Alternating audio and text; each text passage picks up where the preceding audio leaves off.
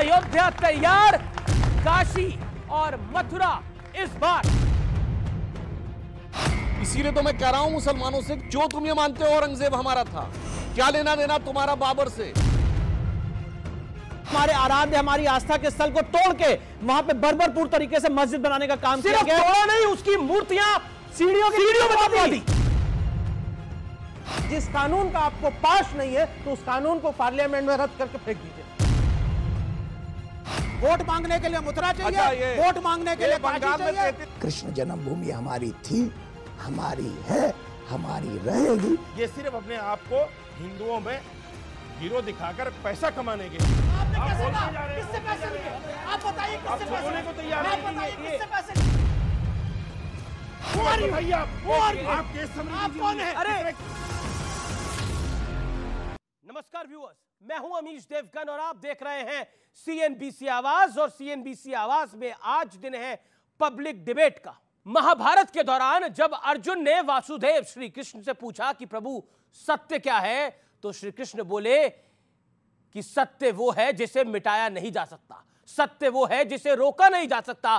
तो आज टीवी इतिहास के सबसे बड़े कार्यक्रम में बात होगी उन्हीं वासुदेव श्री कृष्ण की, जिनका जन्म मथुरा की पावन धरती पे हुआ और भगवान राम की जन्मस्थली अयोध्या की तरह मथुरा में भी एक विवाद दशकों से चल रहा है। हिंदू पक्ष का दावा है कि मथुरा में श्री कृष्ण की जन्मस्थली पर एक शाही ईदगाह मस्जिद है जो 2.5 एकड़ में है, और हिंदू पक्ष का कहना है कि मस्जिद के नीचे केशव देव मंदिर का गर्भगृह मौजूद है। इसी दावे के साथ हिंदू पक्ष कोर्ट पहुंच गया और हिंदू पक्ष की अपील पर इलाहाबाद हाई कोर्ट ने मथुरा की शाही ईदगाह मस्जिद के सर्वे की इजाजत दे दी, मंजूरी दे दी। इसके खिलाफ मुस्लिम पक्ष सुप्रीम कोर्ट भी पहुंचा, लेकिन सुप्रीम कोर्ट से भी मुस्लिम पक्ष को खाली हाथ लौटना पड़ा। लेकिन इस बीच एक और बड़ा सहयोग हुआ।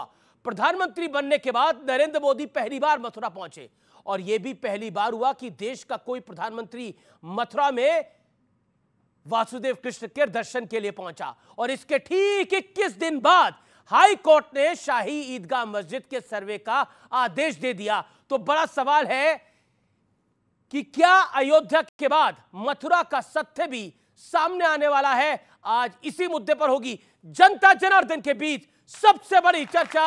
अयोध्या तैयार, काशी और मथुरा इस बार। स्वागत है आपका आज के एडिशन में।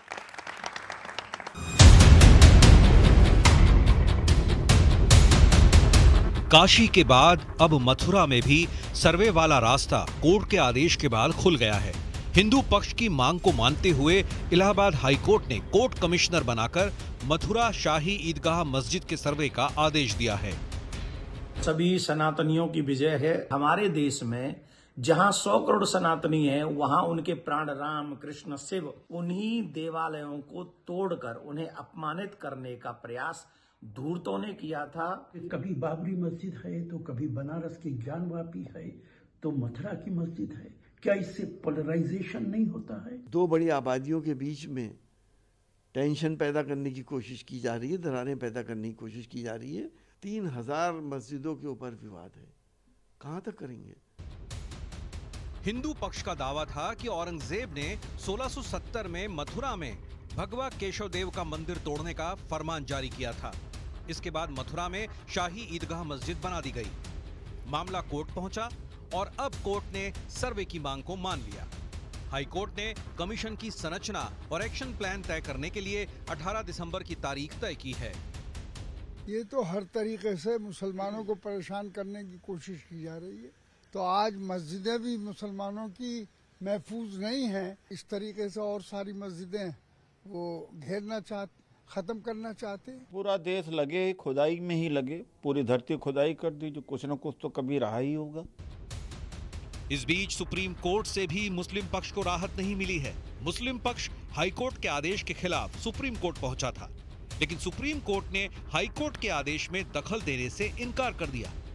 मुस्लिम पक्ष ये मांग लेके आए थे कि जो ऑनरेबल इलाहाबाद हाई कोर्ट के सामने प्रोसीडिंग चल रही है, उस प्रोसीडिंग पे स्टे लगा दिया जाए, जिस पे आज सुप्रीम कोर्ट ने स्टे लगाने से मना कर दिया।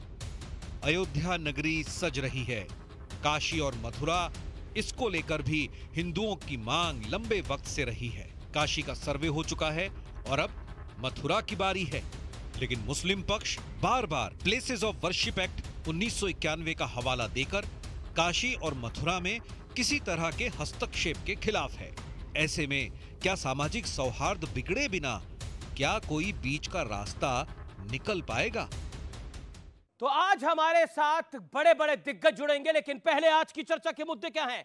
पहला मुद्दा है अयोध्या सजी है, अब मथुरा की बारी है। दूसरा बड़ा मुद्दा है सर्वे से क्या निकल के आएगा सामने सच, जो कमिश्नर का सर्वे हो रहा है, कोर्ट कमिश्नर का, और बड़ा दिल दिखाएगा क्या मुस्लिम पक्ष? आज ये तीसरा बड़ा मुद्दा है। तो जोरदार तालियों के साथ अभिनंदन करिए डॉक्टर सुधांशु त्रिवेदी का, भारतीय जनता पार्टी के सांसद हैं और प्रवक्ता है। जोरदार तालियों से उनका अभिनंदन है। और जोरदार तालियों से अभिनंदन करिए विष्णु जैन का, वकील है हिंदू पक्ष के और आज स्टूडियोज में मौजूद हैं। मेरे साथ विवेक श्रीवास्तव हैं जो कि इंडिया अलायंस को का पक्ष रखते हैं। मेरे साथ साजिद रशीदी हैं, उनका अभिनंदन है, जोरदार तालियों से उनका अभिनंदन है। डॉक्टर शोएब जवाई हैं, मुस्लिम चिंतक है, उनका अभिनंदन है, तो जोरदार तालियों से उनका भी अभिनंदन करिए। और स्वागत करिए जाने माने कथावाचक देवकीनंदन ठाकुर जी।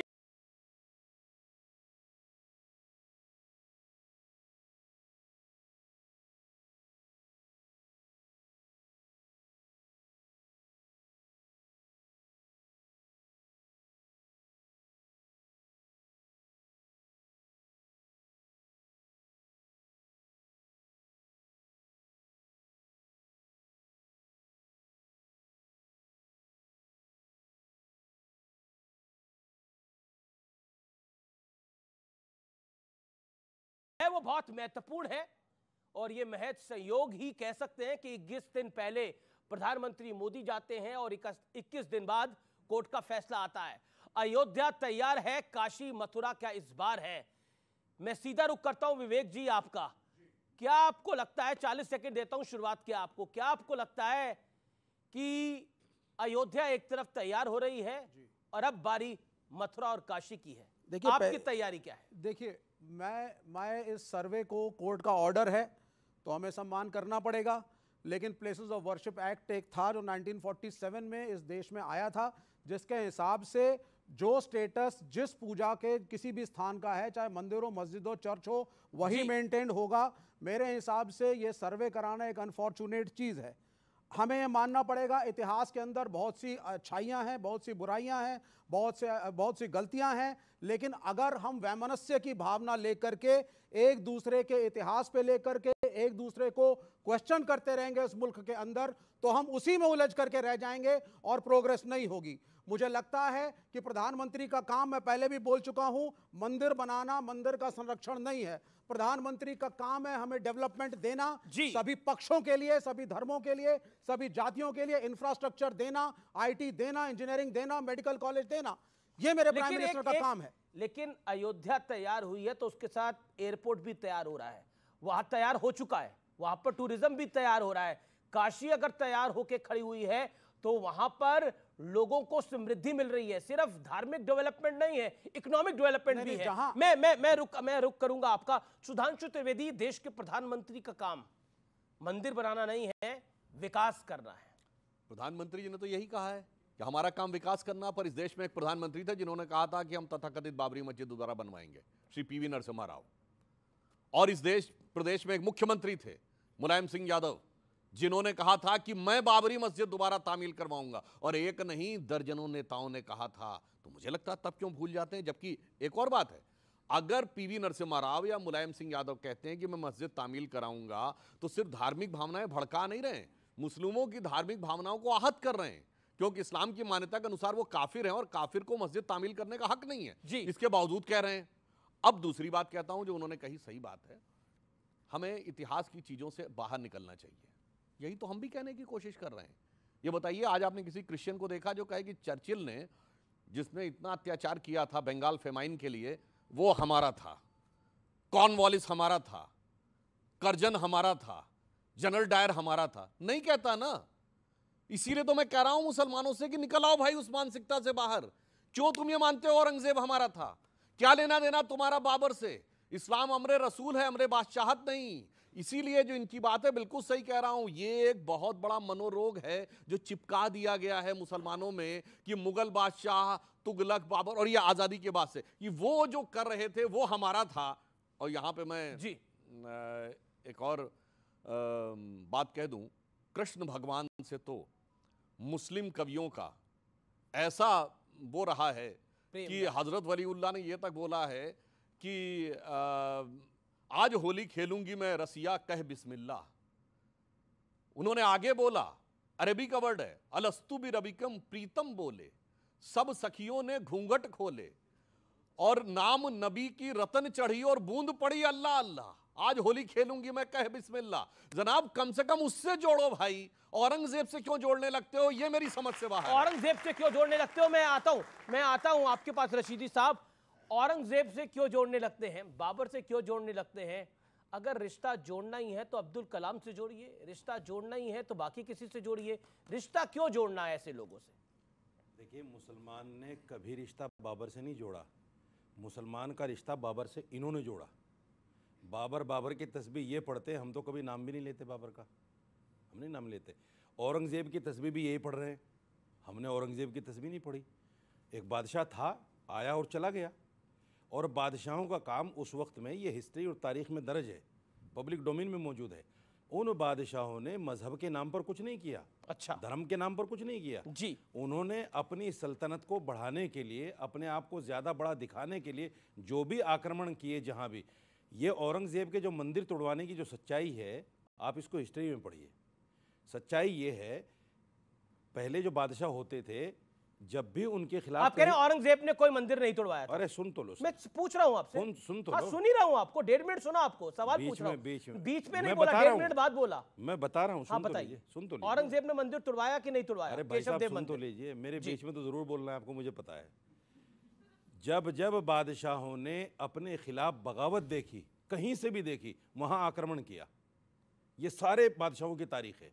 राठौरों ने उनके खिलाफ बगावत की तो उनके मंदिर तोड़वाई, सिसोदियों ने उनके खिलाफ बगावत की तो उनके मंदिर तोड़वाए, जाटों ने उनके खिलाफ बगावत की तो उन्होंने, ये बादशाहों का रवैया था, मजहब के नाम पर नहीं किया उन्होंने।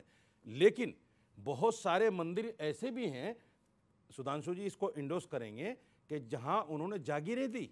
जंगमबाड़ी एक जगह है बनारस में, सवाल पूछा, आप अपनी बात को 3 मिनट से रख रहे हैं। मैंने जो सवाल पूछा उसका भी जवाब दीजिए ना कृपया करके। मैंने सवाल पूछा, औरंगजेब ने मंदिर तोड़वाया कि नहीं तोड़वाया? अभी मैंने क्या बोला, रामकथा सुनाई दी सारी। चलिए रामकथा सुना रहे हैं, सारी तो रामकथा इन्होंने कहा सारे बादशाह तोड़वाते। नहीं, मैं अगर तोड़ा कि केशव देव मंदिर तोड़ा कि नहीं तोड़ा? भाई साहब मैंने बोला ना कि जहां जहां बगावत हुई उन्होंने आक्रमण किए, सब बादशाहों ने किए, सब बादशाहों ने किए। तो फिर मतलब जो उस समय गलती करी थी वो गलती सुधारी जा सकती है। जो गलती जो औरंगजेब ने उस समय गलती करी थी वो गलती अब सुधारी जा सकती है। अच्छा, सन 6 हिजरी में सुनिए, अगर औरंगजेब ने, चलिए मैं मान लेता हूं औरंगजेब ने गलती की है जी, तो उसकी सजा क्या मुझे मिलेगी? साजिद रशीदी आपको कैसे मिल रही है सजा? मुसलमानों को आज जलाया जा रहा है, जोड़ लिया मुसलमानों से औरंगजेब को। मुसलमानों को चिढ़ाया जा रहा है, मतलब है दिल की आरज़ू जुबान पे आ गई। जी जी, मैं एक मुसलमानों को चिढ़ाया जा रहा है। नहीं ना, इसमें चिढ़ाने की बात है ना, डराने की बात है, कुछ बातें फैक्चुअल है। और मैं फैक्ट 30 सेकंड, अगर कोर्ट में कोई मामला सब जुडिस है, उसका अहम बिंदु यह है कि जब तक कोई आदमी कोर्ट में मुजरिम साबित नहीं हो जाता, उसको मुजरिम नहीं कहा जाता। तो जब तक कोर्ट ये फैसला न दे दे कि ये काशी है, कौन मान रहा है? मैं तो आपकी राय पूछ रहा हूं। आपको मुजरिम कौन मान रहा है? मैं आपकी राय पूछ रहा हूं। देखो, आपने आधी सुनी नहीं और सवाल कर दिया। मैंने पूरी सुनी, मैंने और पूरी कही, और अब पूरी कहूंगा। पूरी कहानी अब आप सुनिए, क्योंकि आपने बोला राम कथा, लेकिन मैं आपको राम कथा नहीं बताता, मैं आपको औरंगजेब के जो किताब मसीरे आलमगीरी में लिखा हुआ है वो बताता हूं। और सबूत है इसके, 27 जनवरी 1670 में औरंगजेब का फरमान था कि केशव देव मंदिर को तोड़ा जाए। रमजान के महीने में, के पाक महीने में बादशाह के आदेश पर यह मंदिर तोड़ा गया था। और मेरे पास पूरी टाइमलाइन मौजूद है, पेज नंबर 95-96 मसीहे Alamgiri translated bye Jadunath. 10 second Sudhanshu बोल रहे हैं कुछ। अच्छा, 10 सेकंड। इन्होंने कहा बादशाह जो थे जिसके खिलाफ बगावत होती थी तो उसके मंदिर तोड़वा देते थे। ये छत्रपति शिवाजी महाराज ने बीजापुर गोलकुंडा में कितनी मस्जिद तोड़वाई? राजा कृष्णदेव राय ने कितनी मस्जिद तोड़वाई? बताइए। टीपू सुल्तान ने मंदिर तोड़वाए, वो कितने मंदिर तोड़े हिंदुओं? इसीलिए मैं पूछना चाहता हूं, ये बताइए महाराजा रणजीत सिंह ने कितनी मस्जिद तोड़वाई? साफ साफ बोलिए, एक ही मजहब के लोग तुड़वाने में विश्वास रखते थे, हम तोड़ने में विश्वास नहीं रखते थे, हम सबको जोड़ने में विश्वास रखते थे। शिवाजी नहीं होती तो काशी क्या होती आज? एक लाइन मैं पूरी पंक्ति बता देता हूं जो मैं पहले भी बोल चुका हूं। अटल जी ने अपनी कविता लिखी थी, हिंदू तन मन हिंदू जीवन, रग रग हिंदू मेरा परिचय। उसकी लाइन थी, होकर स्वतंत्र मैंने कब चाहा मैं कर लूं जग को गुलाम, मैंने तो सदा सिखाया है करना अपने मन को गुलाम। गोपाल राम के नामों पर कब मैंने अत्याचार किया, कब दुनिया को हिंदू करने घर घर में नरसंहार किया, कोई बतलाए काबुल में जाकर कितनी मस्जिद तोड़ी, भूभाग नहीं शत शत मानव के हृदय जीतने का निश्चय, हिंदू तन मन हिंदू जीवन, रग रग हिंदू मेरा परिचय। इसलिए तुलना समाज जी 20 सेकंड आपका, देन 20 सेकंड। जी देखिए, आप 6ठी सदी को पढ़ लीजिए। 6ठी सदी ईस्वी जो है उसमें कितने हिंदू राजा आपको ऐसे मिल जाएंगे जब वो दूसरे हिंदू राजा पर आक्रमण करते थे तो अपनी जीत जब तक सुनिश्चित नहीं मानते थे, जब तक उनके मंदिरों को और मठों को नहीं तोड़ देते थे। कहां लिखा है? विष्णु शंकर जैन और उनके पूज्य पिताजी बहुत बड़ा काम कर रहे हैं।